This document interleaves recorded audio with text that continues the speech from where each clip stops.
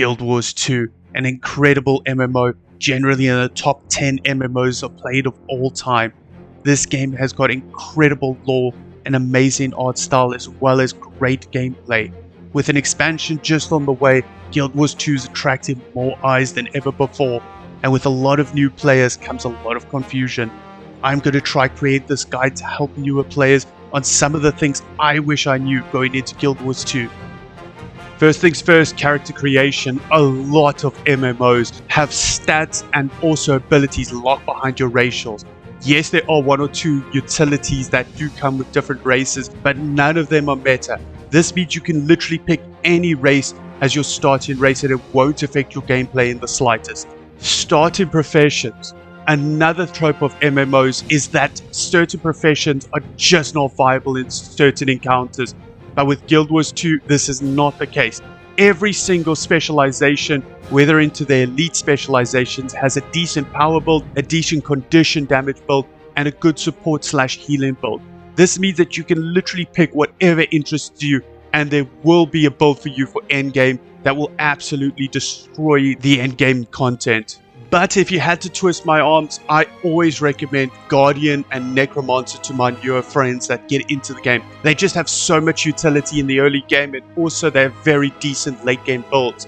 I do tend to tell my friends to hold off of Elementalist for their first character and maybe consider it for a second or a third character, just because Elementalist is more glass cannon, and this can be quite tough for newer players that get into the game to try get used to the evading and the gameplay style.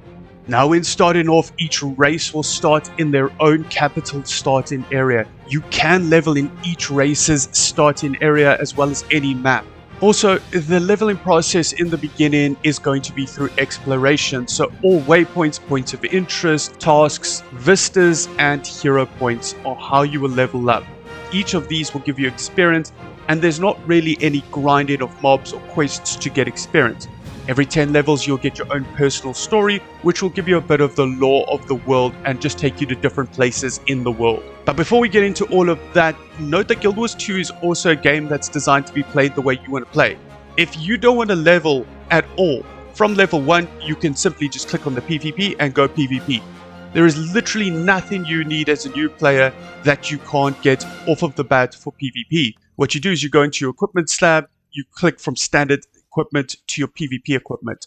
All your weapons, equipment, armor, everything counts 0, and all your stats will be generated through your amulet. So you pick an amulet of whatever playstyle you want, you pick whatever runes you want, and that's basically how you will go. Now, once you have all of that selected, just entering the Heart of the Mists will unlock all of your build templates, which allows you to play whatever style you want in PvP. This means that the game is played the way you want to play. There is a legendary armor from PvP, World vs. World, and from PvE.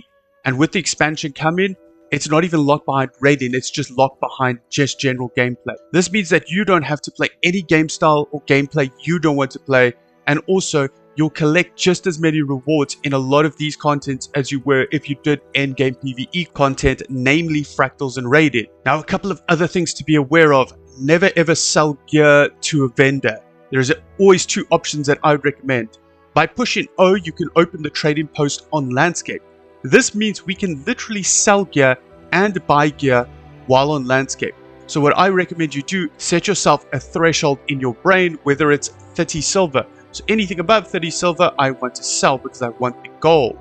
Anything below 30 silver, I'm going to dismantle, i.e. salvage. So what you do is you can salvage kits and you will use them on certain items. Once using them, they will give you crafting components, and they've got a random chance to drop some very good components. Now, what I want you to be aware of is there is this neat little button, deposit all materials. When you click this, it will deposit any crafting materials into your bank. This saves you so much time and is so convenient to try and just keep you out on Landscape so you can be doing content. Now, let's say, for instance, we want to go and collect the things in the trading post. We've sold a few things, we want to go get our silver. There is a special way that you can get to a shop really quickly, and it's very good to know about. Either if you have access to World vs. World or PvP, you can simply enter the lobby. Now, once inside Heart of the Mist or the World vs. World lobby, you'll notice that you have a teleporter that can take you to some really good vendors. This allows you to get hold of a merchant, your trading post, your bank, and a laurel vendor in seconds. This is such a good way to do things, as you can go here, buy yourself your gathering tools, buy yourself some salvage kits, sell whatever jazz you don't need, and then all you simply do is teleport back. Now with teleporting, there are two ways. You can either take this portal straight through to Lion's Arch, which is fairly good for saving gold. Teleporting from Cantha to Lion's Arch is just over 10 silver, and this can be quite expensive if you're teleporting backwards and forwards. Using these portals can save you an absolute ton. Although, if you want to go back to where you were in Landscape, let's say you were doing med events and you weren't done, you can simply exit the lobby. And this will simply bring you exactly where you were on Landscape when you entered the lobby. So this is quite a good way to get access to vendors or have cheaper teleports. Now while on Landscape, it's important to be aware of these massive orange rings. These are dynamic events that spawn on the area. These are dynamic quests that spawn on Landscape and usually have a couple of criteria for succeeding and failing. Doing them usually progresses to another dynamic event and another one. This is kind of like the meta quest chain of certain maps, and they can actually lead to some really fun encounters. But take note that failing them can also lead to other dynamic events / encounters, so it's up to you depending on how you want to do it. A lot of these will lead towards achievements, and achievements are ridiculously good, and here's why. If you open up your hero tab and you go down to achievements, you can have a look at all your leftover achievements. These are account shared, which means if I'm on this character and I do a few, I can switch over and carry on another character.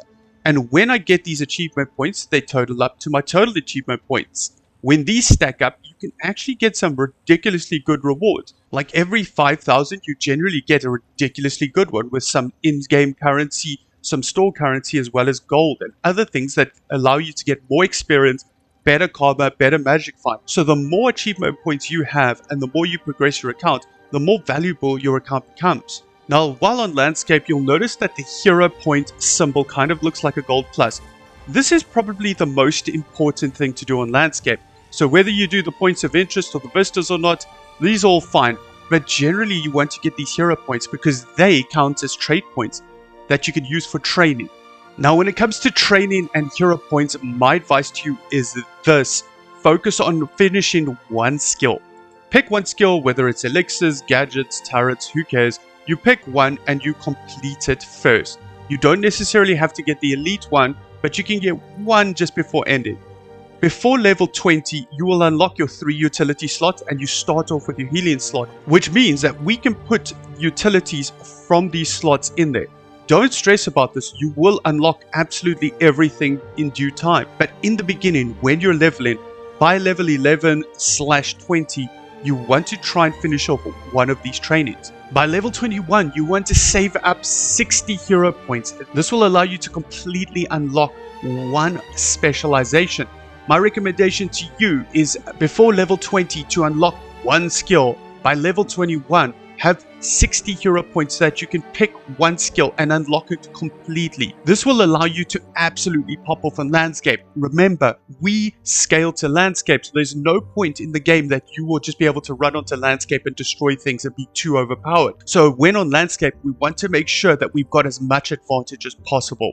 By level 45, you want another 60, and by level 71, you want another 60. This will allow you to have 3 specializations in the core game. Remember, the core free-to-play game, you only have the general specializations, no elite specializations. Once you're done with this, you will spend your time unlocking everything, all the specialization and skills, so that when you go into the expansions, you can focus on an elite specialization. You can only start to learn an elite specialization once you have all the previous masteries trained. Now, once you've got onto the expansions and you want to learn an elite specialization, it will cost 250 hero points, which is ridiculously high. But remember that in the expansions, each hero point counts for 10 hero points. So you only need to do 25 of them. Now, if you are struggling to get these elite specialization trade points, perhaps the content is too hard, you can have a look in the looking for group for hero point trains. You basically get into a group of 20 to 50 players and you'll run around the map collecting all the hero points, fighting all the monsters together, which kind of can do it in a couple of minutes. You'll be able to have your full elite specialization done. But that's all advanced stuff. Let's get back to basics. Crafting. Crafting is ridiculously good in Guild Wars 2. Endgame, best in slot, legendary items, everything crafted. You have a chance to get them to drop, but the guaranteed way is crafting them. That means that you should have all 3 gathering tools: the axe, the pick, and the sickle. Gather absolutely everything. Every tree, every stone, every carrot. You gather absolutely everything on landscape. You push your deposit materials button so that they don't clog up your inventory, and you forget about it. The leveling in Guild Wars 2 is so quick. Going from level 1 to 2 is almost the same as going from 79 to 80, which means that crafting items is not really that viable because you'll outlevel those items in a couple of minutes. My recommendation usually is gather everything. You can obviously process some raw materials to make space in your storage. However, I do recommend waiting until level 80 to do actual crafting because it is quite an expensive endeavor, and therefore I think you need a little bit more gold to do it justice, although you can do it if you want to. With that being said, note that processing raw materials will give you some experience, so this could help you also get your experience really quickly. Also inside of your achievements panel is your character adventure guide. What this does is it gives you lots of experience for doing absolutely simple things like using an emote, switching weapons, viewing a vista. So this will help you get experience and level up super quickly, even though in Guild Wars 2 in general, you can level up to endgame in about 2 to 3 days if you really wanted to. Now in Guild Wars 2 as well, with crafting, it's important to be aware that you can have 2 active crafting on a character at a time. Obviously, eventually you will have an army of alts and have all the crafting, but for your first character, you've got to think a bit smart. You have to think about a few things. What is your armor type? If it's medium, go for leatherworking. If it's heavy, go for armor smithing, and if it's light, go for tailor. You need to have your armor of your character so that you can craft yourself your ascended or legendary armor. Now you will have 1 extra crafting slot. What I recommend you do is you pick a weapon that you like to use. This will allow you to craft ascended weapons in that special discipline. So most elite specializations in Guild Wars 2 will use weapons from 2 different disciplines, which makes it tough because you might have to either get a random drop or make an alt and level up that profession on them. You can obviously trade ascendants from character to character. They're not soulbound, they are count bound, so this is good for that. Now from level 10, you will start to get these world bosses to spawn. World bosses are an incredibly fun gameplay to do, and I highly recommend doing them. They start from level 10 and they're basically just a whole bunch of people trying to take down a world boss. There's a little bit of mechanics involved and really good rewards. And because all the players are scaled down to the map level, there's no one player here carrying. Yes, obviously some players are going to be doing more damage, but every single player is helping to achieve the meta goal of trying to take down the world boss. And lastly, find a style of play that suits you. Almost all playstyle is viable, and as long as you're having fun and doing the content, no one's really going to care. Yes, there are meta weapons and the like, but don't stress yourself about what everyone else is doing. You can always narrow it down later on if you're trying to get into tougher content, but you can pretty much do the game however you want to play. Thank you for watching, and I hope this guide has been insightful. If you've enjoyed it, please like and subscribe. If you haven't enjoyed it, thanks for watching, and I'll see you in the next one. Cheers.